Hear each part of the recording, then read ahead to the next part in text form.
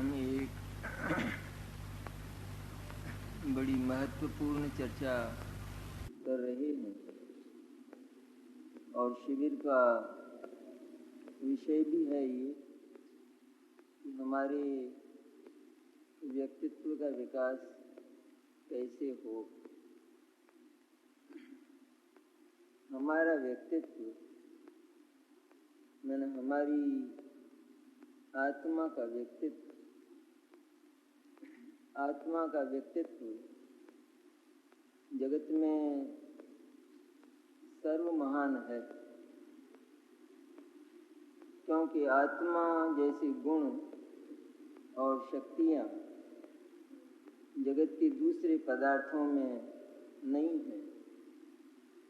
इसलिए आत्मा के उन गुणों का विकास कि जो सदा से हमारी नादानी के कारण, हमारी नासमझी के कारण अवरुद्ध हैं, रुके हुए हैं, उन गुणों का विकास कैसे हो, यही आत्मा के व्यक्तित्व का विकास है। व्यक्तित्व विकास की जो चरम सीमा है वो सिद्ध दशा है, और उस सिद्ध दशा तक पहुंचने के लिए व्यक्तित्व के विकास का जो पहला चरण है उसका नाम सम्यक दर्शन है। जीवन में सम्यक दर्शन का जन्म कोई अपूर्व निधि की उपलब्धि माना जाता है। आगम और भगवान की वाणी इस सम्यक दर्शन का यशोगान करते करते थक गए। इतना मनोरम, सुखद और अनादि की जो कष्टों की परंपरा है, उस परंपरा को एक क्षण में तोड़ देने वाला, उसको ध्वंस कर देने वाला इस सम्यक दर्शन नाम का जीवन का पहला चरण है कि जिसकी प्राप्ति के उपायों की हम चर्चा कर रहे हैं। और उसकी प्राप्ति के उपाय का नाम निश्चय और व्यवहार। हमने ये चर्चा की कि जितने भी सम्यक दर्शन, ज्ञान और चारित्र रूप आत्मा की शुद्धि है, आत्मा का विकास है, उसके लिए भिन्न भिन्न परिस्थितियाँ हमारे भावों की होती हैं। भिन्न भिन्न भूमिकाएं हमारे भावों की होती हैं कि जिनको पाकर ही उस गुण का विकास अर्थात सम्यक दर्शन, ज्ञान, चारित्र की प्राप्ति हो सकती है। यह मार्ग आज का नहीं लेकिन अनादि का। यह भी एक बड़ा सुंदर विधान है कि व्यक्तित्व विकास का और मुक्ति का ये विधान कभी बदलता नहीं है। निश्चय और व्यवहार जो उस गुण के विकास के साथ जुड़े हुए हैं, परस्पर विरुद्ध होने पर भी उनकी पद्धति सदा से वही रही है और सदा काल, अनंत काल, जब तक जीव मुक्ति पाते रहेंगे, इस निश्चय और व्यवहार की परिणति को जीवन में स्वीकार करके ही मुक्ति संभव होगी। दूसरा कोई मार्ग नहीं। मुक्ति के जो अनेक मार्ग बताए जाते हैं वे सब इसलिए गलत हैं क्योंकि परस्पर विरुद्ध और परस्पर विपरीत जो रास्ते हैं वे एक स्थान पर नहीं पहुंचा सकते। इसलिए क्योंकि जैन दर्शन सर्वज्ञ और वीतराग का दर्शन है, उनकी वाणी में ये प्रस्फुटित हुआ है, इसलिए परम सत्य यहीं उपलब्ध होता है। और मुक्ति का जो मार्ग तीर्थंकरों ने प्रतिपादित किया वो कभी फिरा नहीं है और फिर नहीं सकेगा, क्योंकि वह स्वाभाविक है, वो वैज्ञानिक है, वो वस्तु व्यवस्था सम्मत है, वस्तु व्यवस्था के अनुरूप है वो मार्ग कि जिसे जैन दर्शन मुक्ति कहता है।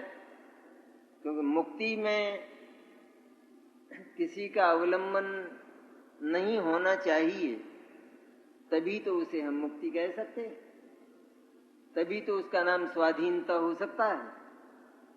और ये स्वाधीनता केवल यहीं उपलब्ध होती है। स्वाधीनता का जो वास्तविक स्वरूप है उसका प्रतिपादन केवल जैन दर्शन करता है। हमने इस चर्चा में तत्वज्ञान की सम्यक दर्शन के लिए और उसके साथ मुक्ति के लिए तत्वज्ञान की जो महिमा है उसका प्रारंभ में विचार किया। अब मुक्ति के प्रथम चरण सम्यक दर्शन के लिए क्या अपेक्षाएं हैं, क्या आवश्यकताएं हैं, उनकी हम चर्चा करते हैं। ज्ञान का एक प्रकार तो ऐसा है जो सीधी बात करता है और ये कहता है कि सीधा आत्मा के साथ अहम किया जाए, बीच में कोई ना हो, भगवान भी ना हो, और सीधा आत्मा को अपनत्व देकर यही आनंद स्वरूप चैतन्य तत्व मैं हूँ, इस प्रकार की अनुभूति में, स्वसंवेदन में जिसका जन्म होता है उसका नाम सम्यक दर्शन। उसके साथ ही आगम यह कहता है, आगम माने भगवान सर्वज्ञ।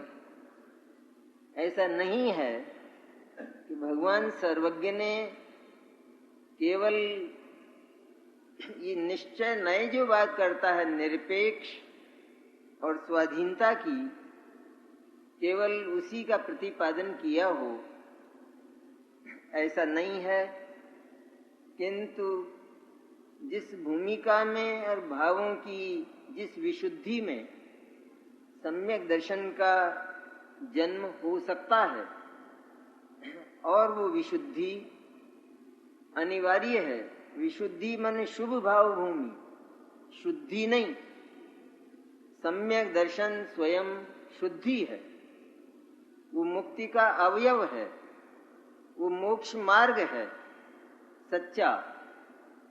लेकिन उसकी प्राप्ति के लिए भी जो आवश्यकताएं हैं उनको जीवन में धारण करना, धारण उस सम्यक दर्शन के लिए और उस आत्मा की अनुभूति के लिए करना, उनका अकेला धारण करने की इजाजत जैन दर्शन में नहीं। यही जैन दर्शन में पुण्य का स्थान है कि जहां अन्य दर्शन पुण्य को, विशुद्धि को और शुभ भावों को जीवन का सर्वस्व मानते हैं, मुक्ति का एकमात्र विधान मानते हैं, वहां जैन दर्शन इस बात से इनकार करता है और वो उससे आगे की चर्चा करता है कि एक भूमिका ऐसी भी होती है कि जहां किसी का अवलंबन ही ना हो, क्योंकि जैसे पाप में किसी का अवलंबन होता है, उसी तरह शुभ भाव भी अवलंबन के बिना, अन्य के अवलंबन के बिना होता नहीं है। और ये जो परावलंबन है, इसका नाम संसार है। इसलिए केवल ये अनुसंधान जैन दर्शन का है कि जो मुक्ति है वो एक वीतराग परिणाम है, जिसमें पाप भी नहीं है तो जिसमें पुण्य भी नहीं। इतना होने पर भी, और जितना कुछ पुण्य है, पुण्य भाव है, उस पुण्य से मतलब नहीं है कि जो हमें बहुत कुछ दिला देता है, संसार की बहुत सारी संपत्तियां, उस पुण्य की नहीं है चर्चा। लेकिन पुण्य मैंने भीतर उत्पन्न होने वाली कषाय की वह मंदता,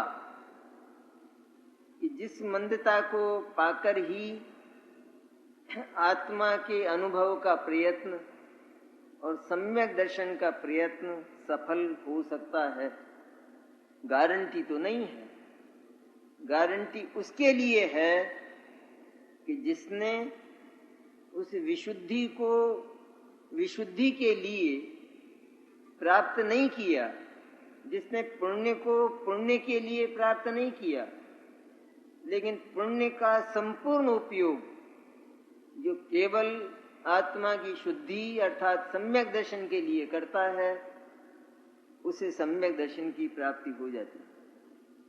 और सारे ही जैन दर्शन में भले ही पुण्य का सीधा उपदेश दिया गया हो, पुण्य को करने का बल भी दिया गया हो, उसका यश भी बहुत गाया गया हो, लेकिन उसका स्थान केवल इतना है कि पुण्य भाव यदि हम मुक्ति के लिए, सम्यक दर्शन ज्ञान चारित्र के लिए प्रयुक्त करते हैं, उनका उपयोग यदि उसके लिए करते हैं, अर्थात उस विशुद्धि को पाकर हम वहीं संतुष्ट नहीं हो जाते, उस विशुद्धि को पाकर हम ये नहीं मान लेते कि इसके प्राप्त हो जाने पर हमें शुद्धि प्रकट हो जाएगी, आत्मा का अनुभव हो जाएगा।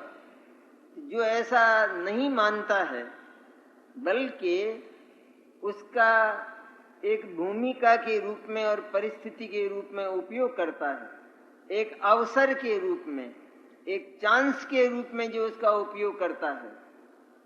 क्योंकि पुण्य और पाप के भाव ये तो होते रहते हैं, लेकिन सम्यक दर्शन के लिए जिस प्रकार के पुण्य भाव की आवश्यकता है, हम उसकी चर्चा करते हैं। हमने सबसे पहली चर्चा की कि सम्यक दर्शन के लिए आत्मा का स्वरूप जानना बहुत आवश्यक है। इसलिए यह भी जानना आवश्यक हो गया कि उस आत्मा के स्वरूप के प्रतिपादक कौन हैं, कौन हो सकते हैं। तो हम अपनी बुद्धि से निर्णय करने पर हम वहां पहुंचते हैं कि वही पुरुष आत्मा के स्वरूप का, और आत्मा ने अपने अज्ञान से जगत के जिन पदार्थों को आत्मा माना है, उनके स्वरूप का वही पुरुष वर्णन कर सकता है कि जो उन सबके स्वरूप को, जो उन सब को सब प्रकार से जानता हो, लेकिन जिसे किसी के प्रति, किसी पदार्थ के प्रति कोई लिप्सा, कोई प्रीति अथवा कोई आकर्षण शेष नहीं रहा हो, ऐसा जो वीतरागी पुरुष है, और उसको साथ में वाणी भी हो, अर्थात वो हित का वक्ता भी हो, ऐसा जो पुरुष है उसकी संज्ञा देव है। उसको देव कहते, आप्त कहते। और वो पुरुष आत्मा का स्वरूप बता सकता है, इसलिए सबसे पहले जीवन में देव की, उसकी वाणी की और उस देव की वाणी के पथ पर चलने वाले जो निर्ग्रंथ वीतराग गुरु हैं, उनके स्वरूप को जानने की पहली आवश्यकता है। जहाँ ज्ञान उनके स्वरूप को जानता है और इस तरह जानता है कि धन्य है ये देव, धन्य है ये वाणी और धन्य है ये संत, धन्य है ये निर्ग्रंथ वीतराग साधु कि जो मुक्ति का वर्तमान में ही आनंद ले रहे हैं और जो मुक्ति के उस आनंद मार्ग पर चल रहे हैं। ऐसा विचार करके उसे उनके प्रति असीम श्रद्धा और भक्ति पैदा होती। ये असीम श्रद्धा और भक्ति उनके स्वरूप को जानकर हो, उनसे कुछ चाह कर ना हो, उनसे मुक्ति भी चाह कर ना हो और तो और, लेकिन वह उनसे मुक्ति की भी चाह न करे, क्योंकि वो ये कहते हैं कि हमारी दी हुई मुक्ति तुम्हारे क्या काम आएगी। वो तो पराधीनता है, उसका दूसरा नाम। जो हम देंगे तो वो तो पराधीनता है हमारे पास, क्योंकि हमको तो जग का कण कण स्वाधीन दिखाई देता है, इसलिए हम तुमको पराधीनता की बात नहीं सुनाना चाहते, किंतु हम तो स्वाधीनता के शाश्वत पथ पर तुम्हें प्रतिष्ठित करना चाहते हैं। हम तो अपनी ही श्रेणी में तुम्हें लाना चाहते हैं। ऐसा जिनका भीतर से अंतःकरण होता है, ऐसे देव शास्त्र गुरु के इस स्वरूप का विचार करके कि अगर ये ना होते तो ये आत्मा, मेरा चैतन्य चिंतामणि, ये कौन बताता। बस इतने विचार में ही भक्ति का असीम उफान आता है, असीम महिमा उनकी उत्पन्न होती है। तो वो जो महिमा है उसका नाम विशुद्धि है। उस भक्ति का नाम, उनके प्रति उत्पन्न होने वाले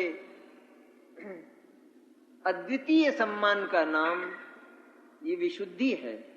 और उस विशुद्धि के साथ ज्ञान भी काम कर रहा है, क्योंकि यदि ये विशुद्धि ही, ये सम्मान ही उनके प्रति पैदा ना हो तो उनकी बात कैसे सुनेगा और कौन सुनेगा। तो क्या सम्मान पैदा होने से, भक्ति पैदा होने से उनकी बात सुनी जाती है? ऐसा बिल्कुल नहीं, क्योंकि ये तो अंधविश्वास में भी होता है। लेकिन क्योंकि ज्ञान हमें मार्ग दे रहा है, ज्ञान ने ये बताया है कि मुक्ति के जो नियामक हैं वे केवल यही पुरुष हैं, यही वाणी मुक्ति की नियामक है और नहीं है। और उस मुक्ति के लिए आत्मा का स्वरूप बताने वाले केवल ये एक पुरुष हैं, इनकी वाणी है और ये वीतराग संत हैं। जब ये जाना जाता है तो अतोल महिमा, अतोल सम्मान, अतोल भक्ति उनके प्रति पैदा होती है। यह एक ऐसी भूमिका है कि जिस भूमिका में रहकर मन कषायों की उस मंदता को पाकर, कहते तो उसे कषाय की मंदता है, वास्तव में तो वो कषाय की मंदता है। लेकिन क्योंकि ऐसी विशुद्धि अर्थात परिणामों की ऐसी कोमलता अगर नहीं होती तो उस कोमलता के बिना हम भगवान की बात ही नहीं सुनते, गुरु की वाणी ही नहीं सुनते। क्योंकि जो कठोर और तीव्र परिणाम है पाप के, उनमें तो हम केवल विषय की चर्चा सुनना चाहते। तो जहां केवल विषय की चर्चा सुहाती हो तो वहां आत्मा को कोई विषय नहीं चाहिए, क्योंकि आत्मा के पास अनंत काल तक भोगने के लिए अपना एक विषय है, जिसका नाम सुख है, जिसका नाम आनंद है। यह बात कौन बताता? इसलिए जिसको जगत के विषय में आनंद आता हो, उसमें प्रीति हो, और थोड़ा भी जो उस कषाय को कम करने को तैयार नहीं है, तो फिर कषाय के क्षय का मार्ग वो क्यों स्वीकार करेगा? इसलिए ये आवश्यक है, ये एक वैज्ञानिक सत्य है और वैज्ञानिक परंपरा है ये, कि तीव्रता में जैसे तीव्र क्रोधी हो और तीव्र क्रोध आ रहा हो, उसको उस समय कोई बात समझाई जाए तो वो समझता नहीं, पर उसका क्रोध और अधिक तीव्र होता है, भड़कता है। इसलिए समझदार लोग ये कहते हैं कि पहले इसका क्रोध ठंडा करो, कम करो, इसके बाद इसे समझाओ। इसी तरह कषाय की जो मंदता है, और वो कषाय की मंदता भी विशिष्ट प्रकार की, क्योंकि उस मंदता के तो बहुत रूप होते हैं, अनेक रूप होते हैं जगत में। जगत में जो लोग सच्चे देव को जानते तक नहीं, जिनको गुरुओं की पहचान नहीं है, वे भी पुण्य तो करते हैं, पुण्य भाव तो करते हैं, उनको भी शुभ भाव तो बहुत ऊंचे ऊंचे हो जाते हैं, बहुत तप करते हैं, त्याग करते हैं, व्रत उपवास करते हैं, सब कुछ करते हैं, और स्वर्ग में भी बहुत ऊपर चले जाते हैं।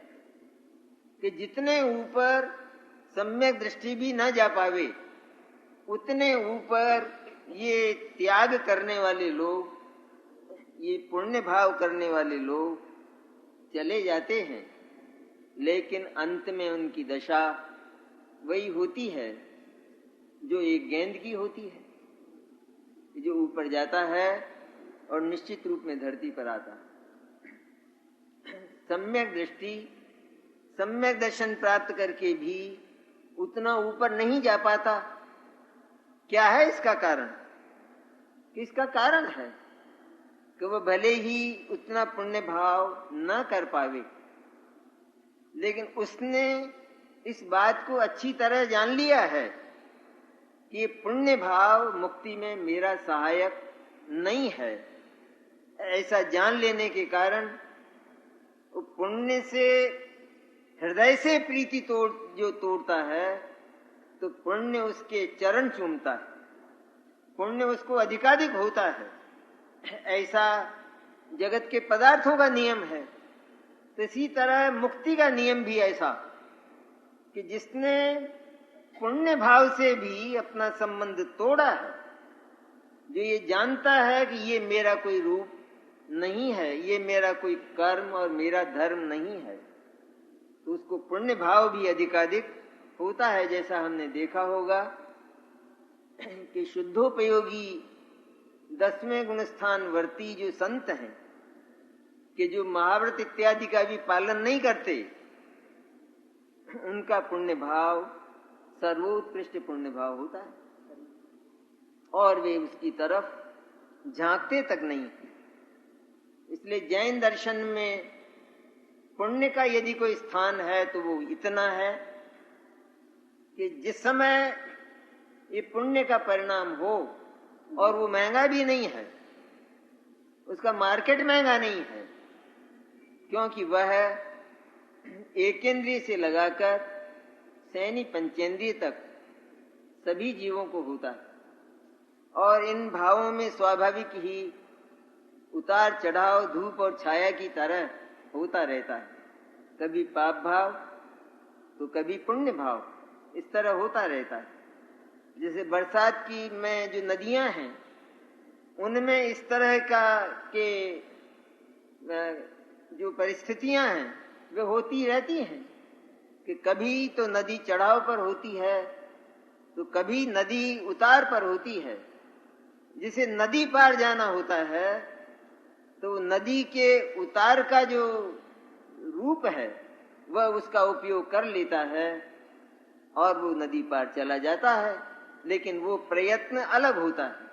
नदी का उतरना मात्र यह कोई नदी पार करने का प्रयत्न नहीं है। इसी तरह कषाय की जिस मंदता की, विशुद्धि की सम्यक दर्शन के लिए जरूरत है, केवल उतना मात्र सम्यक दर्शन का हेतु और कारण नहीं है, बल्कि वह नदी के उतार की तरह एक ऐसा अवसर है कि यदि दिगंबर कुल मिला, सच्चे देवशास गुरु मिले और उनके स्वरूप को जानकर हमने उनकी श्रद्धा की, और उसके साथ में अपेक्षित जो दूसरी विशुद्धियां हैं कि जिनकी चर्चा अपन करेंगे, वे यदि हमें प्राप्त हुई तो वो एक ऐसा अवसर है, वो कोई साध्य नहीं, वो कोई साध्य की सिद्धि में हेतु भी नहीं, कारण भी नहीं, हम उसका सहारा भी नहीं लेंगे।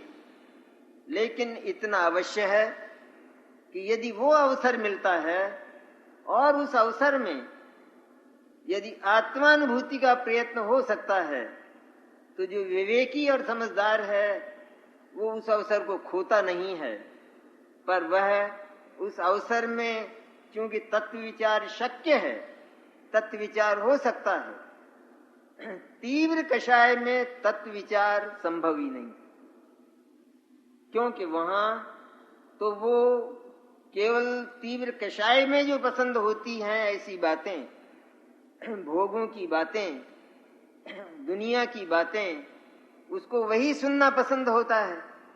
उसे यदि तत्व की बात सुनाए तो उसे उसमें प्रीति ही पैदा नहीं होती। इसलिए जिसे जैन दर्शन के योग्य विशुद्धि पैदा हुई है, अन्य विशुद्धि की बात नहीं, अन्य की चर्चा नहीं है, क्योंकि अन्य जगह अगर विशुद्धि भी हो जाए तो वो तो उसे साध्य मान लेते हैं, इतिश्री मान लेते, मेरा काम हो गया। क्योंकि मनुष्य को, आत्मा को सत्कर्म करना चाहिए, दुष्कर्मों से, हिंसा, झूठ, चोरी आदि से बचना चाहिए और सत्कर्म करना चाहिए। सारे ही जितने भी जैनेतर दर्शन हैं उसमें ये बात कही गई। व्यास के ने भी पुराण में कहा ना, 18 पुराणों में केवल 2 ही बात है कि यदि पुण्य करना है तो परोपकार करो, और यदि पाप करना है तो दूसरे को पीड़ा दो, बस हो गए, इतना ही धर्म है।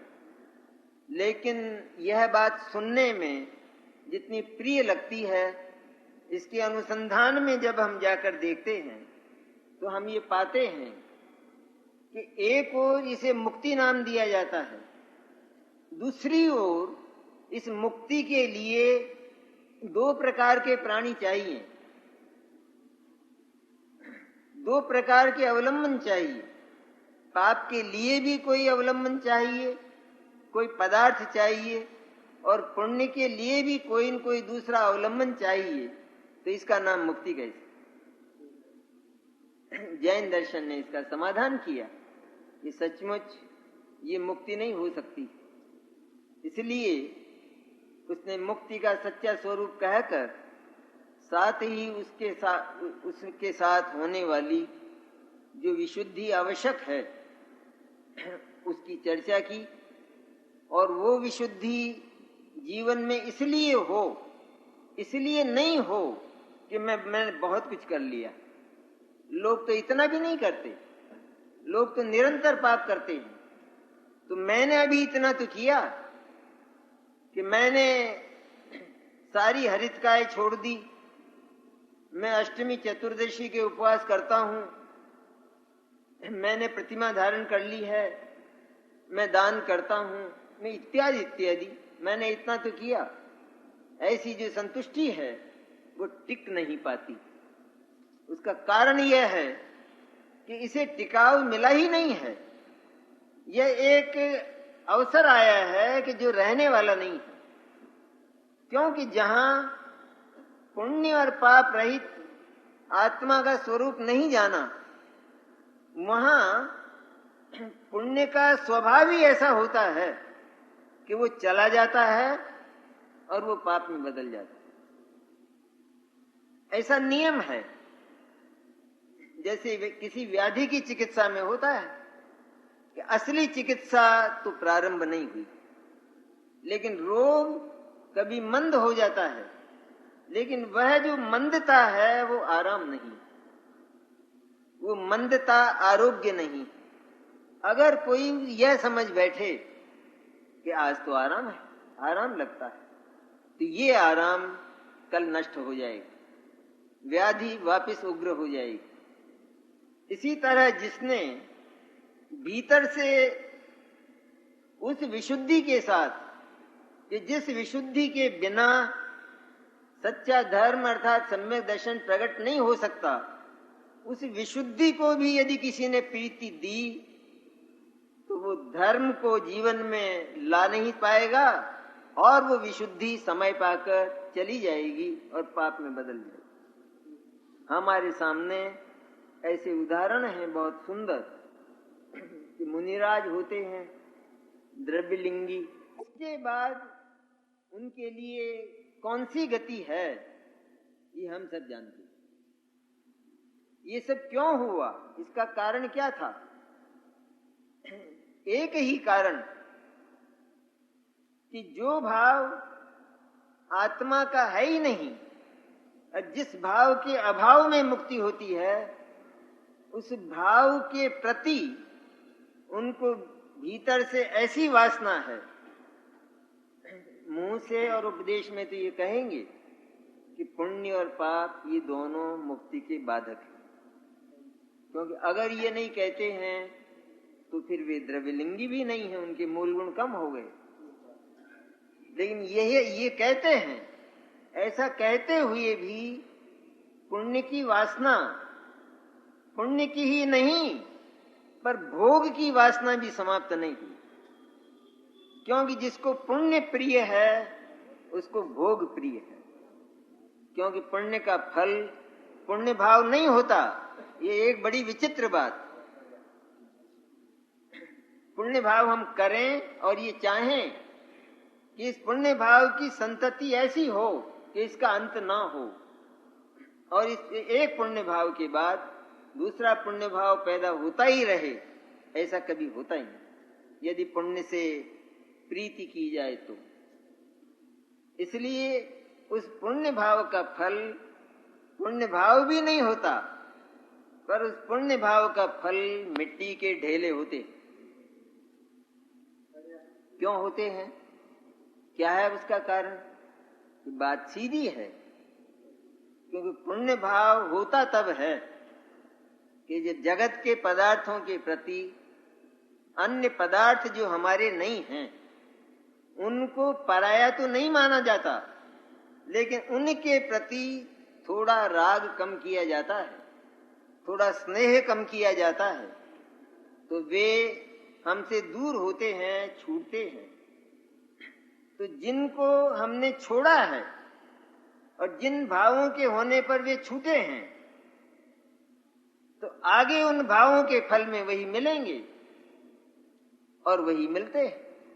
क्योंकि ये स्वाभाविक है ना बात कि जो व्यक्ति किसी दूसरे के धन के प्रति अनुरागी नहीं है, ममताशील नहीं है, तो लोग अपना पैसा उसके पास रखते हैं, और जो बुलावा दे देकर किसी का पैसा चाहे तो लोग उससे दूर रहते।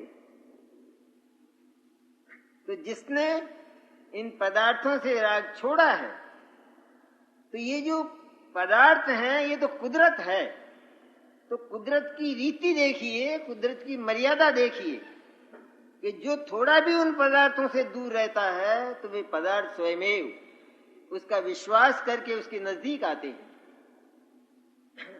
ये पुण्य का काम है कि जो थोड़े समय जैसे वृक्ष में फल आते हैं और इसके बाद वो फल रहित हो जाता है, इसी तरह पुण्य से वे पदार्थ जो छोड़े गए हैं और जिनके छूट जाने पर उनके प्रति हमारा भाव तक नहीं होता, ऐसी जो दशा होती है वह दशा अंत में ऐसी बदलती है कि वे पदार्थ हमें मिलते हैं और हम उन पदार्थों में रच जाते हैं, हम उन पदार्थों में फंस जाते हैं। उन पदार्थों का भोग किए बिना हमें चैन नहीं मिलता। ये स्थिति होती है। ये स्थिति तब तक चलती रहती है उतार और चढ़ाव की, कि जब तक इन दोनों वृत्तियों के प्रति हमारी आसक्ति और हमारा ममत्व नहीं टूटता और इनसे रहित जो पवित्र चैतन्य है उसके प्रति हमारा ममत्व नहीं जागता, तब तक स्थिति चलती है। इसलिए सबसे पहले देव हो अथवा गुरु अथवा आगम हमें यही कहता है कि आत्मा तो ज्ञान और आनंद स्वरूप है और इसी का नाम निश्चय कहलाता है। और ये ज्ञान और आनंद स्वरूप की प्राप्ति क्योंकि तीव्र पाप भाव में नहीं होती, होनी भी नहीं चाहिए, क्योंकि ऐसे व्यक्ति को आत्मा ही पसंद नहीं आता तो वो आत्मा के लिए क्या करेगा, उसको पाने के लिए चेष्टा क्यों करेगा। इसलिए पाप भाव में ये बात होती नहीं है। तीव्र ज्वर हो तो डॉक्टर भी एकदम इंजेक्शन नहीं देता, लेकिन पहले उसे मंद करता है और इसके बाद इंजेक्शन देता, तो ज्वर टूट जाता है, ज्वर के अंश टूट जाते हैं। और यदि पहले ही इंजेक्शन दे दिया जाए तो रोगी मर जाता है। इसलिए एक और हमारे प्रश्न का उत्तर है ये भी कि एक और तो तत्व चर्चा चलती रहे, एक और तो अध्यात्म की वार्ता चलती रहे और दूसरी ओर भोगों की लिप्सा चलती रहे, वो जरा भी कम ना हो। निरंतर हम पाप की ही चर्चा करें, उधर ही हमारी वृत्ति जाती हो और देवगुरु धर्म के प्रति हमारी वृत्ति ही पैदा न होती हो। उनके प्रति भक्ति यदि पैदा भी होती है तो वचन और काय तक सीमित रह जाती और हमारा मन साथ नहीं देता, हमारी परिणति साथ नहीं देती। हम भले बहुत नाचें, हम भले बहुत गावें, लेकिन भीतर रोमांच तो होना चाहिए। भीतर यह तो बात पैदा होना चाहिए कि मेरे सामने जो देव है वो कौन है। ये कोई साधारण पुरुष नहीं है, ये जगत का सर्व महान पुरुष है, ये साक्षात मुक्ति का प्रदाता पुरुष है। इस तरह जानकर यदि उनके गुणों के प्रति हमें अनुराग हो, सम्मान हो, तो अवश्य ही सच्ची भक्ति पैदा होती है। लेकिन वह भक्ति भी मुक्ति का सीधा हेतु नहीं, क्योंकि यहां भी पराधीनता है। इसलिए भक्ति करने वाला ये जानता है कि मुझे यह एक अवसर मिला है सच्चे देव का, सच्चे गुरु का और वीतरागी संतों का, उनकी भक्ति का यह अवसर मिला है, तो इस अवसर में मुझे अपना काम बना लेना चाहिए। गांव में जहां विद्या के साधन ही ना हो तो वहां तो विद्यार्थी क्या पढ़ेगा, लेकिन जहां विद्या के साधन हैं तो उन विद्या के साधनों का उपयोग करने का विद्यार्थी का मन हो तो जरूर जरूर विद्या प्राप्त हो सकती है। और यही उन साधनों के होने का उपयोग है, क्योंकि वे साधन सीधा तो कुछ देते नहीं, लेकिन उन साधनों के होने पर यदि वो अपने भीतर से ज्ञान का उपयोग और प्रयोग करे, उसका प्रयत्न करे, पुरुषार्थ करे, तो विद्या की उपलब्धि हो जाती है। इसी तरह ये एक अवसर है। देवगुरु धर्म की उपलब्धि कोई सामान्य अवसर नहीं है, जीवन का सबसे बड़ा धन है, जीवन की सबसे बड़ी संपत्ति है ये कि जो जगत के अनंत जीवों को सुलभ नहीं है। प्रथम तो मनुष्य पर्याय ही सुलभ नहीं है, और इसके बाद यदि यह कुल मिल गया और इस कुल में हमें उस दर्शन को समझने जैसा ज्ञान मिल गया और समझाने वाले करुणावंत गुरु मिल गए, तो इससे बड़ा सौभाग्य का क्षण, इससे बड़ा सौभाग्य जगत में दूसरा नहीं हो सकता। हम लोगों को तो ये अवसर मिला है, तो ये चर्चा भी हम करते हैं, लेकिन चर्चा के साथ में मन बड़ा सूखा रहता है, रूखा रूखा रहता है, जैसे रूखी रोटी हो और बिना नमक की दाल हो। इस तरह तो तत्व सुनते हैं।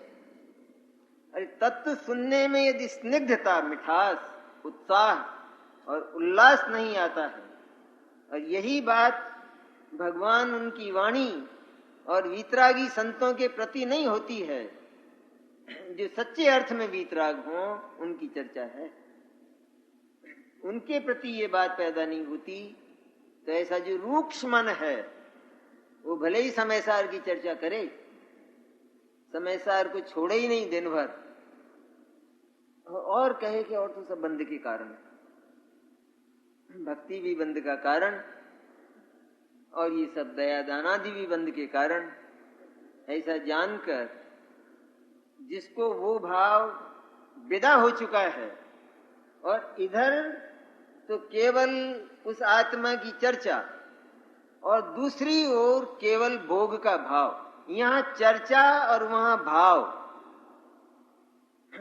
कौन मुक्ति में बुलाएगा इस पापी को? क्योंकि ये तो निरंतर पाप करता है और केवल अपने वंचन के लिए और जगत के वंचन के लिए आत्मा की चर्चा करता है। ये सचमुच जैन शासन को लजाने जैसी बात है।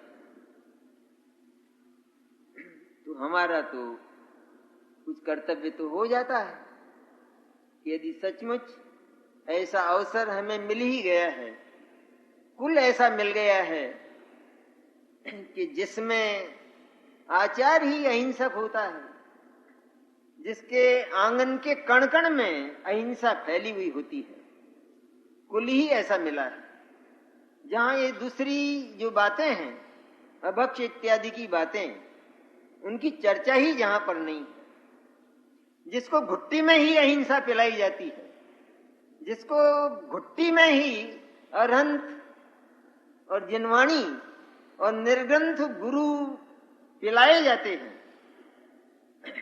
तो ऐसा जो बालक है जिस घर में वो पैदा हुआ है, कितना धन्य है वो। लेकिन और लग जाता है। तो डुमल जी ने भी जगह जगह लगाया है, परंतु और लेकिन क्या करें हम, क्योंकि हमारी स्थिति सचमुच बिगड़ गई। शुद्ध भाव की चर्चा तो बहुत दूर है, लेकिन पुण्य भाव भी बहुत मुश्किल हो गया। एक परिपाटी तो जरूर बन गई है कि हम चूंकि इस जैन कुल में पैदा हुए तो हम मंदिर आते, रात को नहीं खाते और कुछ काम नहीं करते। लेकिन इससे क्या होना?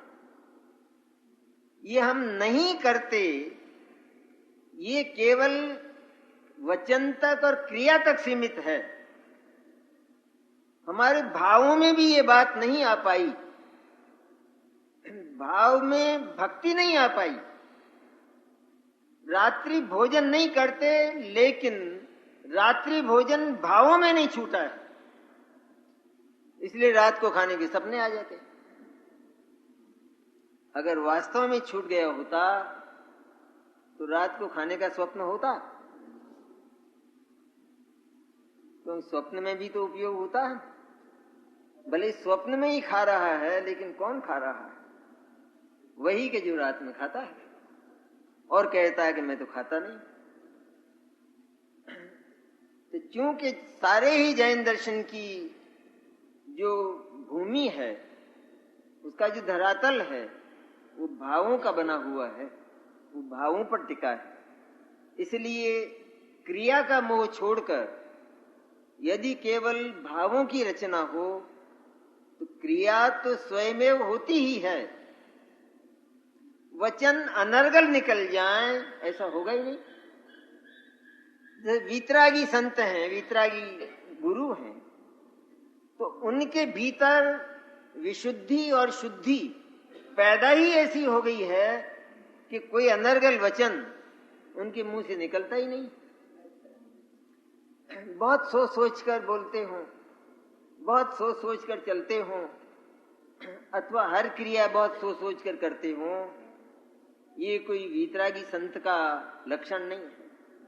लेकिन भीतर वीतरागता इतनी आ गई है और कषाय भी इतनी विशुद्ध हो गई है कि उसमें वचन और काय की प्रवृत्ति स्वयं ऑटोमेटिक मशीन जैसी होती है।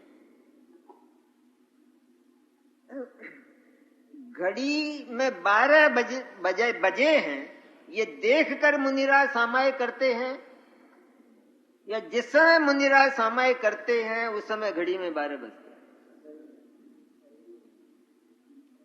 क्या होता है? और चूंकि वो आत्मानुभूति का, आत्मा के आनंद का भाव आने ही नहीं पाता, इसलिए मुनिराज घड़ियां रखने लग गए और घड़ियां देखने लग गए।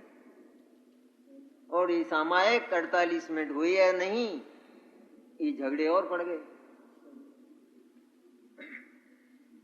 ऐसा जिनका जीवन हो, सचमुच वे संत, वे हमारी मुक्ति का मार्ग दर्शन करते हैं, प्रशस्त करते हैं, और उनके प्रति हमें असीम भक्ति का भाव हो।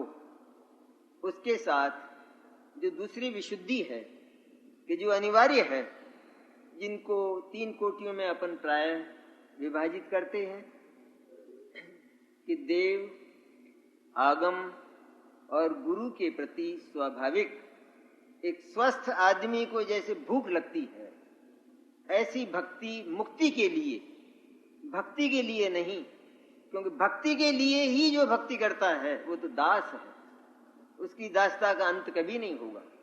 लेकिन मुक्ति के लिए, क्योंकि भक्ति का परिणाम आवश्यक है, क्योंकि भक्ति के परिणाम में चित्त कोमल होता है, नरम होता है, तब देव ने जो कहा है और गुरु ने जो कहा है, हम उस मार्ग के लिए उस भाव भूमि में पुरुषार्थ कर सकते हैं।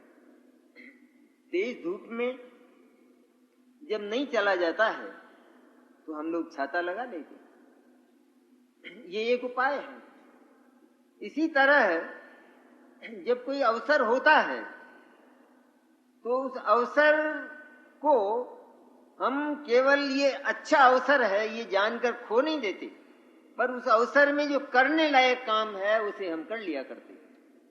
इसी तरह ये अवसर हैं कि जो हमें मिल गए हैं, कहिए कि ऐसा भाव हमने पहले किया है, अथवा सहज ही इस प्रकार की उपलब्धि इस पर्याय की हो गई है, लेकिन हो गई, और हो गई है तो इसका सबसे सही उपयोग यह है कि हम मुक्ति के लिए जिन 2 प्रकार के अवयवों की आवश्यकता है, व्यवहार और निश्चय की, उनकी परिणति अपने जीवन में दें तो अवश्य अवश्य ये शिविर की ही सार्थकता नहीं, लेकिन जीवन की सार्थकता